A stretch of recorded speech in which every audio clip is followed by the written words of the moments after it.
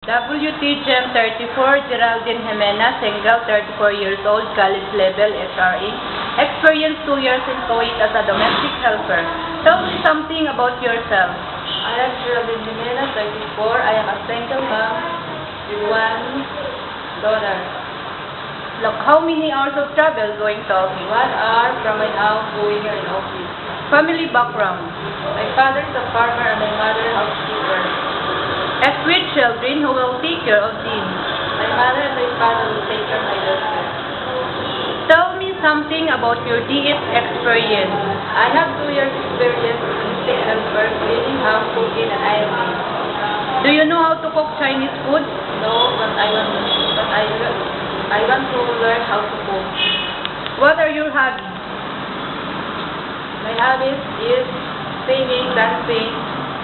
Are you willing to take care of newborn baby? Yes. Elderly? Yes. Do you know how to do bottle feeding? Yes. What are the steps of bottle feeding? First, wash my hands and do not give bottle with a contact and chill first. Then position the baby with saving holders and avoid shocking. Then rub the baby back after feeding the birth, avoid vomiting.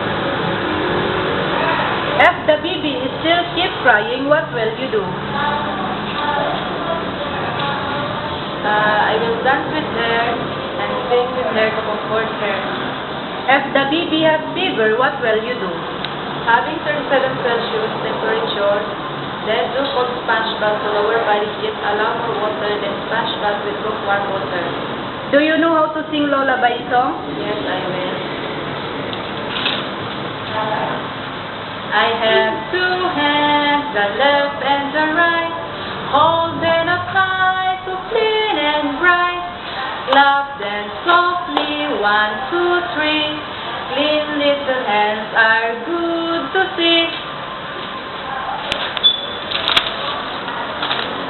Do you have any other talent? Yes. If you feel homesick, what will you do? I will focus myself in work. If one of your family member will get sick, will you break the contract? What will you do? I call my family and I will send money for them.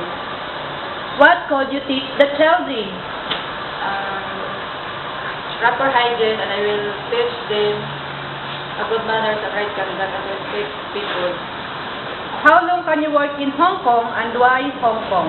After my contract, if my employer wants me to come back, I will, and I choose Hong Kong because of high salary. Thank you, Ms. Geraldine Jimena.